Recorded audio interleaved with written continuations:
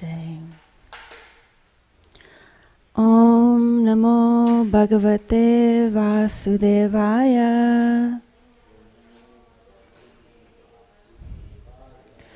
Om Namo Bhagavate Vasudevaya. Om Namo Bhagavate Vasudevaya. So today we're reading from Srimad Bhagavatam, Canto 2, The Cosmic Manifestation, Chapter 5, The Cause of All Causes, Text 42. Om Jnana Timirandasya Jana Jana Shalakaya Chakshuralamitam Jaina Tasmai Shri Guruve Namaha. I was born in the darkest ignorance, and my spiritual master opened my eyes with the torch of knowledge. I offer my respectful obeisances unto him. Shri Chaitanya Manovistam Stapitam Jena Bhutale Swayam Rupa Kadamayam Dadati Swapadantikan. When will Srila Rupa Goswami Prabhupada, who is established within this material world the mission to fulfill the desire of Lord Chaitanya, give me shelter under his lotus feet? Vancha kalpatarubhyascha kripa sindhubhyavacha patitanam pavanebhyo vaishnavebhyo namo namaha. I offer my respectful obeisances unto the Vaishnav devotees of the Lord. They are just like desire trees and can fulfill the desires of everyone, and they are full of compassion for the fallen conditioned souls. Jai Shri Krishna Chaitanya Prabhu Nityananda Shri Advaita Gadadhar Srivasadi Gaura Bhaktivinoda. I offer my respectful obeisances unto Sri Chaitanya Mahaprabhu, Lord Nityananda, Shri Advaita Gadadhar Pandit Srivas Thakur, and all the devotees of Lord Chaitanya. Hare Krishna, Krishna Krishna, Hare Hare, Hare Rama, Rama Rama, Hare Hare. I pray that Shri Shri Radha Kalashanji, Srila Prabhupada, and Srila Gurudev use me as an instrument so that their message can flow through me to give me the words to serve the Vaishnavas listening. So as I said, we're reading from Srimad Bhagavatam, Canto 2, The Cosmic Manifestation, Chapter 5, The Cause of All Causes. We'll read from texts 33 to 42 and focus in on 42 first. So, please repeat. Purloka kalpita padpanyan.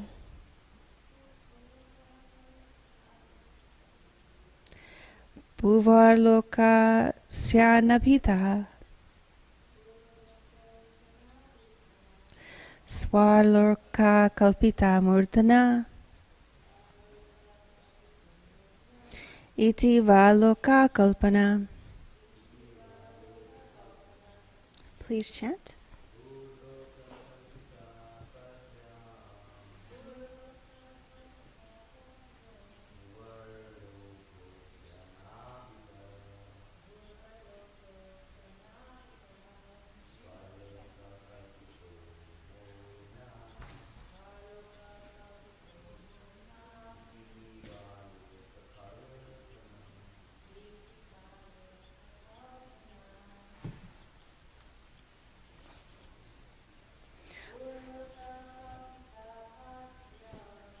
Loka kalpita.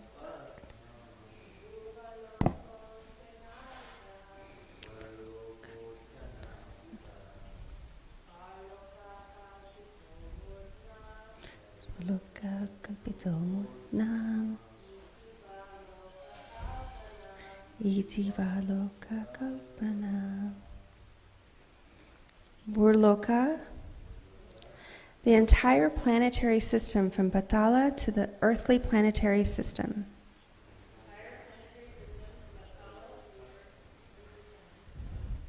Kalpitaha, imagined. Padbhyam, situated on the legs. Bhuvarloka, the Bhuvarloka planetary system. Asha, of the universal form of the Lord. Nabitaha, out of the navel abdomen. Swarlokaha, the higher planetary system, beginning with the heavenly planets. Kalpitaha, imagined. Murdna, from the chest to the head. Iti, thus, va, either, loka, the planetary systems, kalpana, imagination. Translation and purport by His Divine Grace A.C. Bhaktivedanta Swami Srila Prabhupada. Others may divide the whole planetary system into 3 divisions, namely the lower planetary systems on the legs up to the earth, the middle planetary systems on the navel, and the upper planetary systems, Svarloka, from the chest to the head of the Supreme Personality. Purport. The 3 divisions of the complete planetary systems are here mentioned. 14 are imagined by others, and that is also explained. Thus end the Bhaktivedanta purports of the 2nd canto, 5th chapter of the Srimad Bhagavatam entitled The Cause of All Causes. So we'll go back and read text 33 to 42. Thus, when all these became assembled by force of the energy of the Supreme Personality of Godhead, this universe certainly came into being by accepting both the primary and secondary causes of creation. Thus, all the universes remain thousands of eons within the water, the causal ocean, and the Lord of living beings entering in each of them caused them to be fully animated. The Lord, Mahavishnu, although lying in the causal ocean, came out of it and dividing himself as Hiranyagarbha, he entered into each universe and assumed the Virat Rupa with thousands of legs and arms, mouths and heads. Great philosophers imagine that the complete planetary system in the universe are displays of the different upper and lower limbs of the universal body of the Lord. The Brahmanas represent his mouth, the Kshatriyas his arms, the Vaishyas his thighs, and the Shudras are born of his legs. The lower planetary systems up to the limit of the earthly stratum are said to be situated in his legs. The middle planetary systems beginning from Bhurvaloka are situated in his navel, and still the higher planetary systems occupied by the demigods and highly cultured sages and saints are situated in the chest of the Supreme Lord. From the forefront of the chest up to the neck of the universal form of the Lord are situated the planetary systems named Janaloka and Tapaloka, whereas Satyaloka, the topmost planetary system, is situated on the head of the form. The spiritual planets are eternal. My dear son Narada, know from me that there are 7 lower planetary systems out of the total 14. The first planetary system, known as Atala, is situated on the waist. The second, Vitala, is situated on the thighs. The third, Sutala, on the knees. The fourth, Talatala, on the shanks. The fifth, Mahatala, on the ankles. The sixth, Rasatala, on the upper portion of the feet. And the seventh, Patala, on the soles of the feet. Thus, the Virat form of the Lord is full of all planetary systems. Others may divide the whole planetary system into 3 divisions, namely the lower planetary systems on the legs up to the earth, the middle planetary systems on the navel, and the upper planetary systems from the chest to the head of the Supreme Personality. So we have this description of creation and the universe. So, we know that Krishna first expands himself and he becomes Karanadakashayi Vishnu, also known as Mahavishnu. And then he forms the Mahat Tattva, the material sky, which contains the 16 principal ingredients. And then from his pores, innumerable universes are created, and he expands himself into each universe as the Garbhodakashayi Vishnu. And that's who's being described here, is Garbhodakashayi Vishnu. And then from his navel, Brahma is born. And then in each universe has its own Brahma, who creates using the principal ingredients according to the instructions given to him by Krishna, by God. And then Paramatma, or Kshirodakashayi Vishnu, enters into each atom, each living being and non-living being, right? So that's like the basics of creation described over and over again in the Srimad Bhagavatam. We actually also had this description of the planets in his legs in, let me see, Canto 2, Chapter 1, text 26 to 39.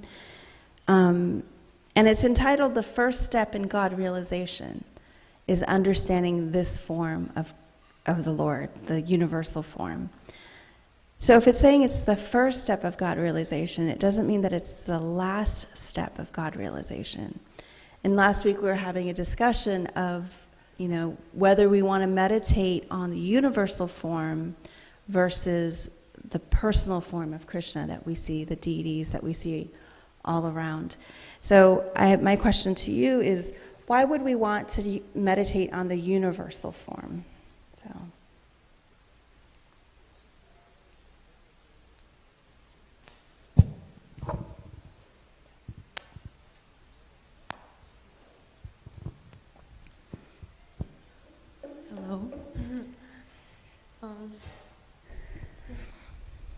Well, this is one of my first third or fourth talks, but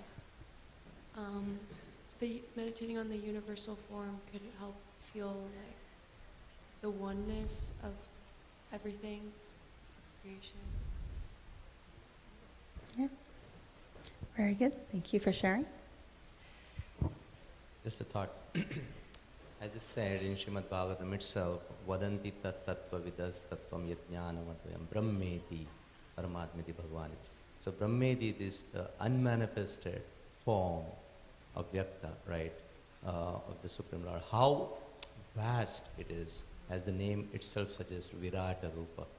So that is the first understanding that we get from the universal form. And secondly, as is also enunciated by Krishna himself in Bhagavad Gita, how he is addressing all of us through Arjuna to start practicing seeing Krishna through his energies everywhere, like when we, for example, we drink water, how Krishna is the taste of the water, So it's a kind of a tool to practice,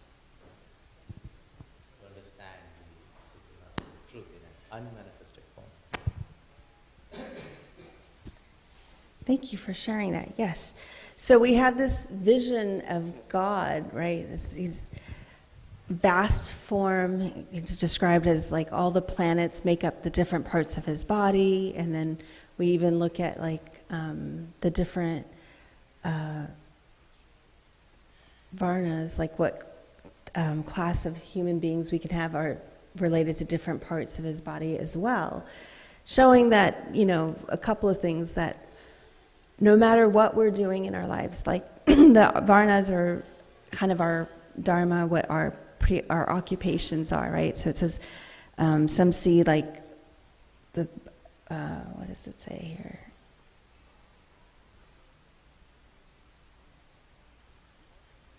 The Brahmanas represent his mouth, the Kshatriya his arms, the Vaishya his thighs, the Shudra are born of his legs. So no matter what part we're playing in society, if we're leaders, advisors, educators, merchant, farmers, laborers, enforcers, all of these different roles, whatever we're doing, we can still bring that back to thinking about Krishna. Because if you're, a Brahmana and you're thinking, wow, like I represent the mouth of Krishna, and if you're a Shudra and you're thinking, I represent the legs of Krishna, right? So we can see that we represent different parts of a whole, and that we all fit together, right? So just that's one way that if we meditate on the universal form, that we can really understand our position in the world and how we relate to Krishna and have our relationship even that much deeper. And as you mentioned, Krishna describes how we can think of him every day, right? I'm the taste of water, I'm the intelligence of the intelligent, and the power of the powerful, right? All these things that we see around us. In the earlier chapter, he really goes into detail about the universal form, about how, even the different parts of his body make up different parts of earth, right? So if you see a river, you can think of like the river represents his waist. So you're thinking of Krishna's waist when you see a river running, right? So it's just another way for us to really think about Krishna all the time, which is our goal, right? Krishna says, remember me, whatever you offer, do it as an offering unto me, service to me. So we really are in that mood of wanting to think of Krishna. So Prabhupada has given us this personal form, the Mahamantra. It's a personal form of Krishna. And we've given instructions to that, we can meditate on this personal form, this form, and not the Virat form, this universal form. So, not that we're speculating, but we're discussing why would Prabhupada tell us to meditate on this personal form and not the universal form? Some thoughts? Repeat that in the... Because Krishna is a person. Because Krishna is a person. Do you want to expand on that? Krishna has a beautiful Satchit Ananda, Ishvara Parama Krishna, Satchit Ananda Vigraha. So no doubt there are several controllers in this creation, but the supreme controller of all the controllers, Ishvara Parama Ishvara, Satchidananda, he has his beautiful Sat, eternity, Chit, full of knowledge, Ananda, full of bliss form. So that's what Brahmaji is asking everyone to meditate on. Very good. Any other thoughts? Do you have any thoughts about why we would want to meditate on the personal form?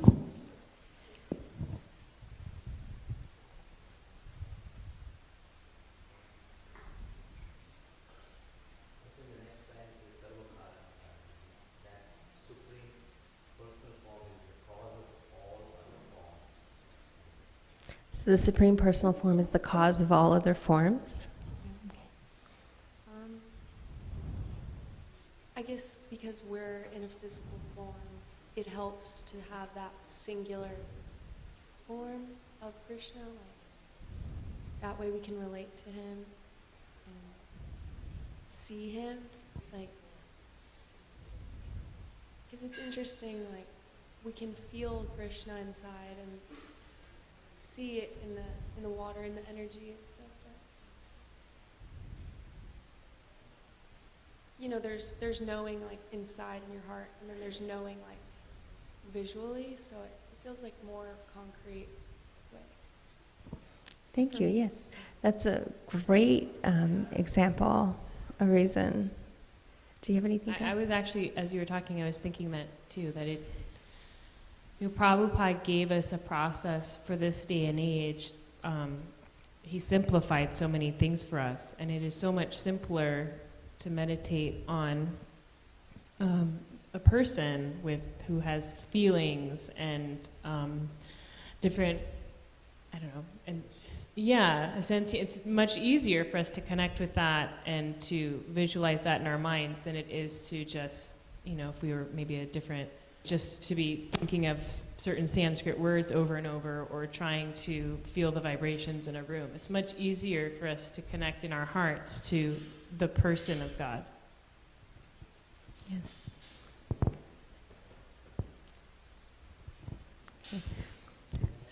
Mm-hmm. So, as she said, it was a wonderful point. I remember Jesus Christ said, right, a man is made in the image of God. So if we have a form or father, that means it implies that our father has a form. So on and so forth. His father. So original father must have a form. Very good. Yeah, so it helps us to understand the dichotomy of the vastness of the Virat Roop, this universal form, and then almost the minuteness of Krishna's original form, right? The form that we see playing in the fields with the cowherd boys and playing pranks and things like that, right? And we are better able to relate to Krishna in this personal form. Because we can understand personal relationships, we have personal relationships, and so we can understand that even more clearly when we think of Krishna in his original form, in his form as a person and not as this universal form. As beginning bhaktas, as beginning devotees on this path of self-realization, it's also important for us to know that Krishna is this universal form as well. So it's like this balance we have to have, right? And it's exactly as you said, we can only relate if we can imagine. Like we can't, this universal form isn't imaginable in some sense, right? Like when Arjuna gazes upon it in the Bhagavad Gita, he's just like, awed, and only certain people were given that vision to see the universal form. So even though he was displaying it on the battlefield in front of thousands of soldiers, only Arjuna and Sanjaya were able to see it. It's his universal form.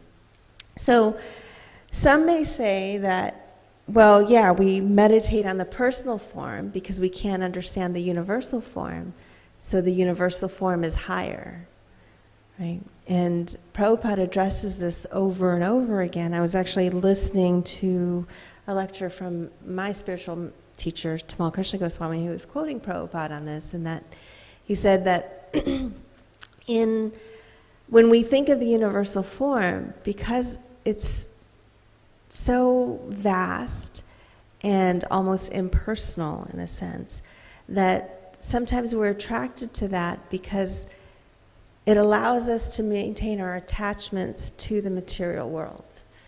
It allows us to maintain our desires.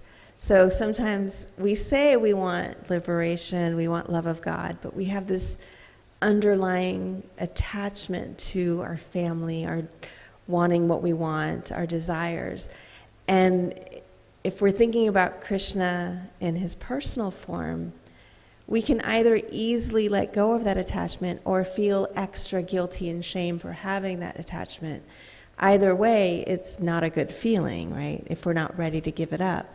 And so he was saying that sometimes we think we need to worship on the universal form because we want to maintain our attachments and desires. And Prabhupada has made the point over and over again that the original form of Krishna is who we really want to meditate to, who we connect to. Let's see.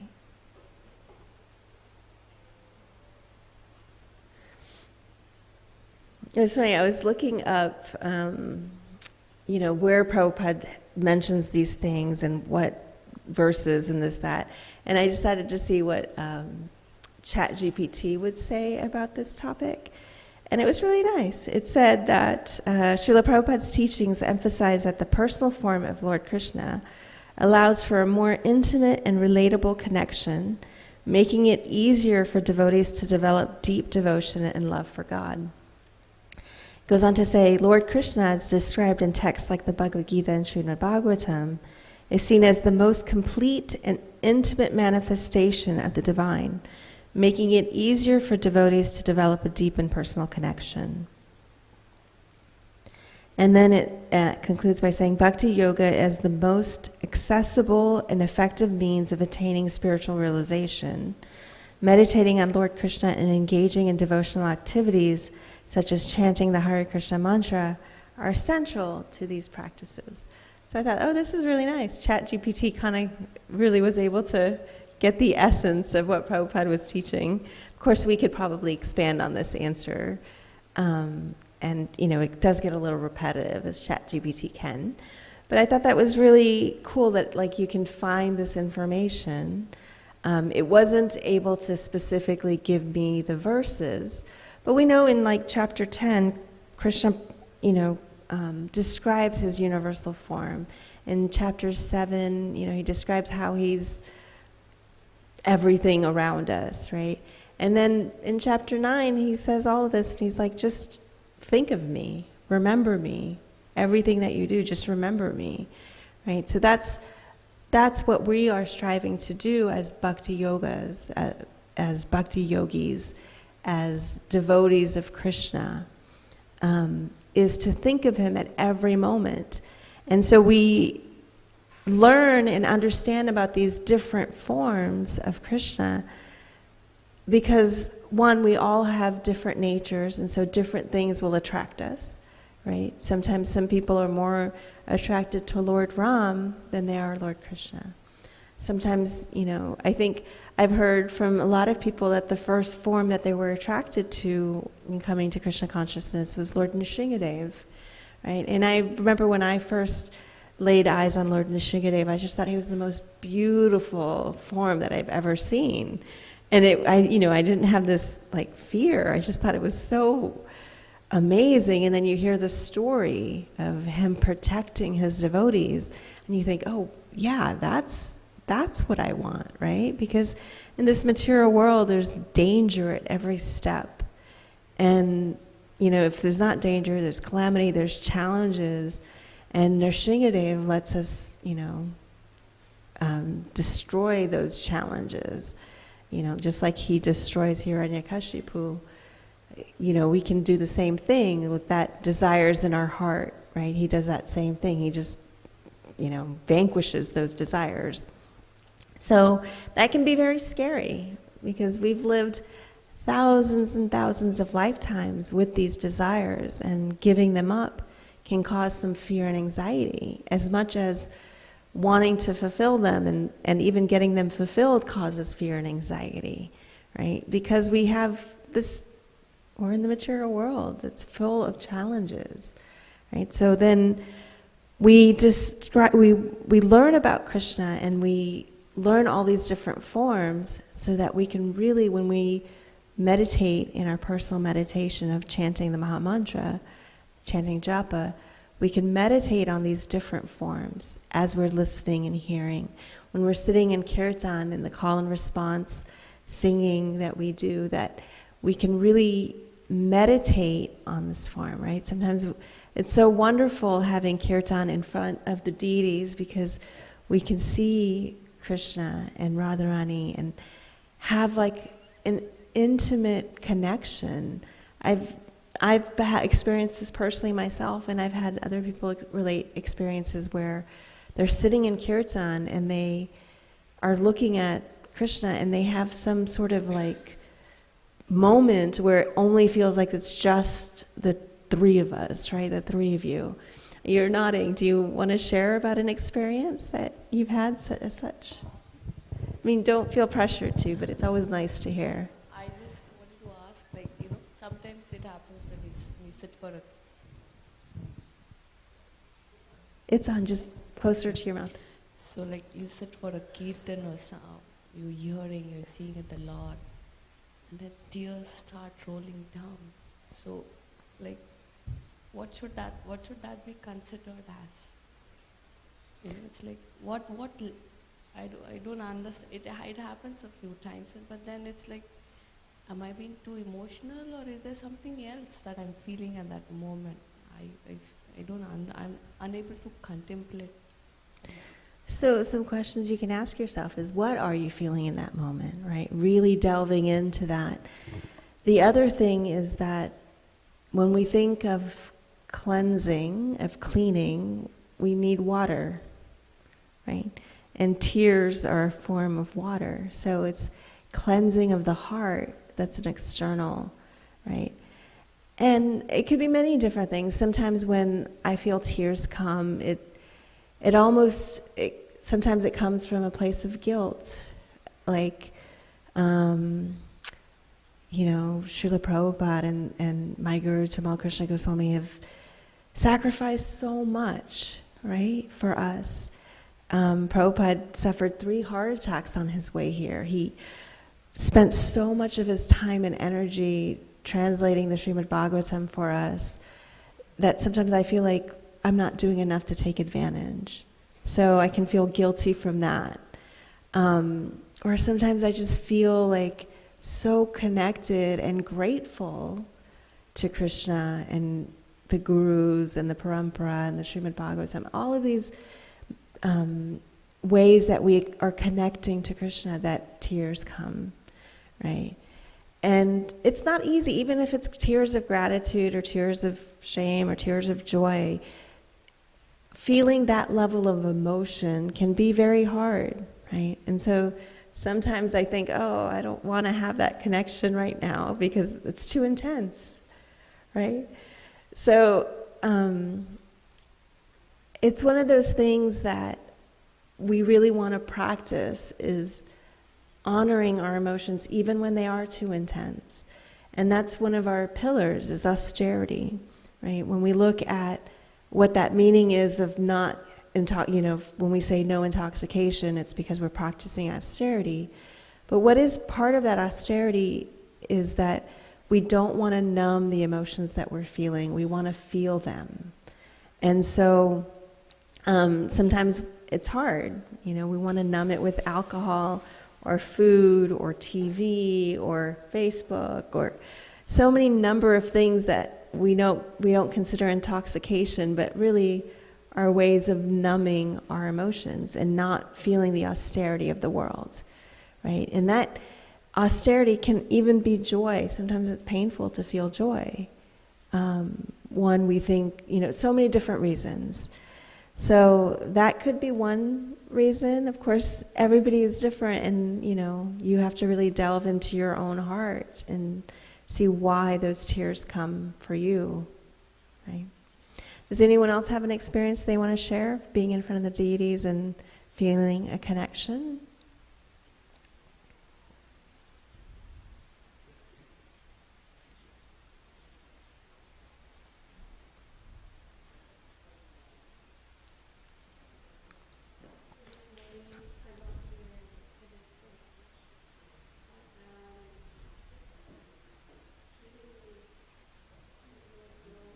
Like tired, and so it was nice to just sit on the ground and kind of rest and gaze at the deities, because it's just the beauty for me. Like, there's so much to see there, and also like their expressions, especially for the female deity. It's very, like, loving, yeah. Mm-hmm. And like sometimes I'll just stare or like gaze at her face, and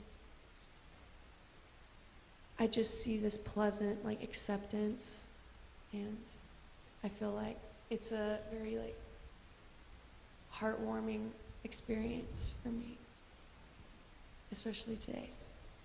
Thank you for sharing. Do you have any that you want to share? Well, we have Krishna Balaram deities at home, and one day I was having a hard day, and I just started venting to Krishna Balaram, Krishna this, Krishna that, and I wasn't even really looking at him. I had to get ready for work, and I was walking around the house like complaining and ranting, and then I went to leave, and I threw my purse over my shoulder, and I looked at the deities, and I swore that Krishna was smiling so hard at me, like he was laughing at me, what came into my heart in that moment is I thought, you really were listening this whole time. Like we're told all the time to pray and that God is here in front of you, but do I always feel it? Do I always acknowledge it? No, but in that moment I felt, oh, I really do have that access, that he really is listening all the time whenever I want him to. Nice. Thank you for sharing. Do you have any experiences you want to share? Not really, but I try to meditate like Srila Prabhupada's Gurudev, Srila Bhaktisiddhanta Thakur said that famous statement. Don't try to see Krishna, act in such a way that Krishna wants to see you. So I like to request the deities, please make me an instrument to act in such a way that you'd like to see me. Like, for example, Radhana Swami, once he mentioned in his lectures, that Krishna in the deity form is most pleased when he sees, of course there are too many things, but this particular one thing is that you put everyone else in front of you. instead of trying to put yourself in the center. Of course, we have to put Krishna in the center, but when you promote everyone else before you know, then Krishna is really pleased in the deity form. Thank you. Yes. So many wonderful realizations and stories. So I'll stop here and see if we have any questions or any additional comments.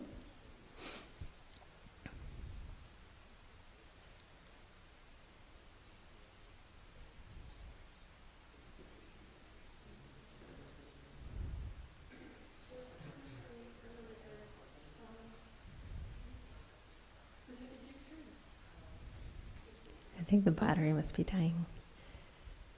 But it was earlier, and I was.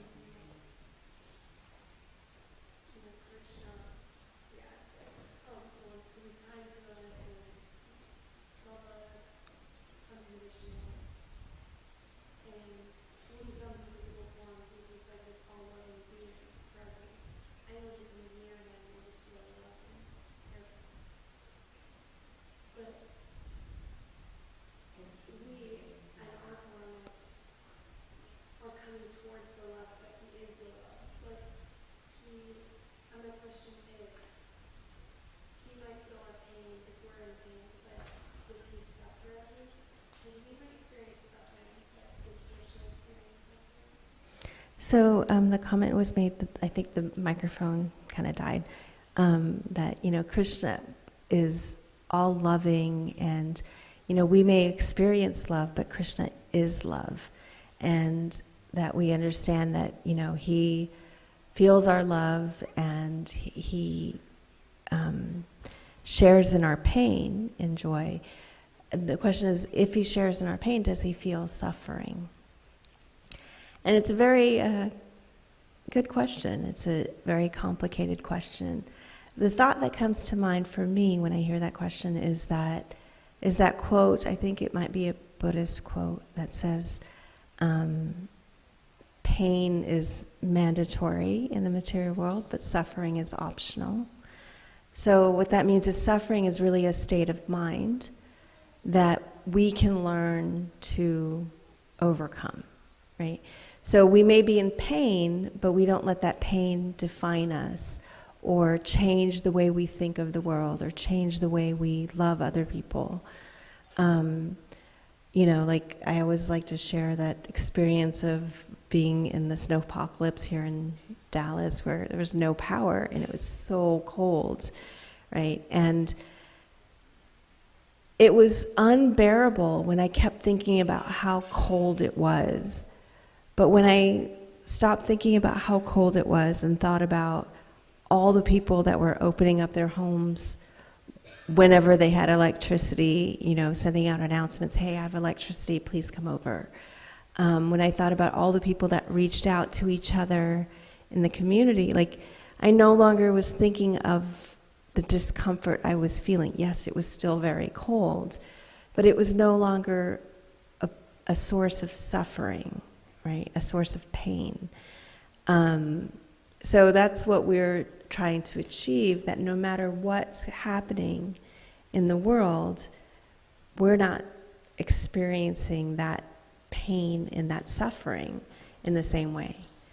And so there's so many examples of that in the Srimad Bhagavatam. There's so many examples of that.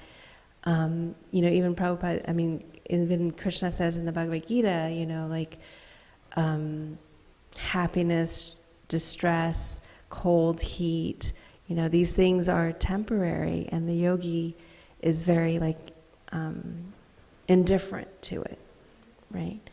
So that's what we're trying to achieve. It's not easy, but it does. We can get there by there's certain things that we can do, practices that we can engage in, right? Like the big one I think of is a gratitude practice, because I think any moment that we are feeling bad or feeling sorry for ourselves or feeling upset, if we start to switch that into gratitude, about thinking about all the things that we're grateful for, then we can even think of why we're grateful for the challenges that we're undergoing, right? And that's like the heart of the prayers from Queen Kunti when she's suffering so much from, the Pandavas and everything that they went through before the Bhagavad Gita in the Mahabharata. She thanks Krishna for all the calamities because she said, at every moment you were always there, and I thought of you at all those moments. So we can wallow in our pain and suffering, or we can hand them over to Krishna and understand that He's going to give us what we need to not feel the suffering as much. He's not going to necessarily take the pain away, but He's going to help us, with understanding and tools that we can use that make us indifferent to the pain, if that makes sense. Yeah. Okay. Thank you. Any other questions? Yes, or comments? It's sorry, it doesn't work. Yeah.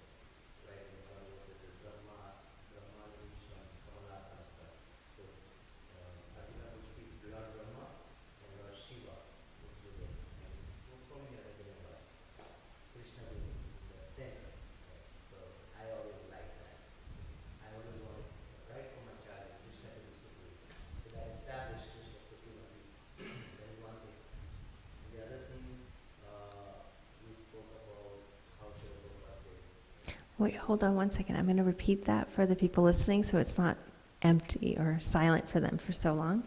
So the point here was made that Krishna shows His universal form, and it's described in the Bhagavad Gita to establish His supremacy as the Supreme Personality of Godhead, so that those that don't have access to the most confidential knowledge can still understand that this is the Supreme Lord. And then when Arjuna is looking on the Supreme Lord form, the universal form, he sees Lord Brahma and Lord Shiva and Krishna in the center. And he thought that ever since his childhood, he was very much attracted to that vision of Krishna in the center and Krishna being the Supreme Lord. So continue.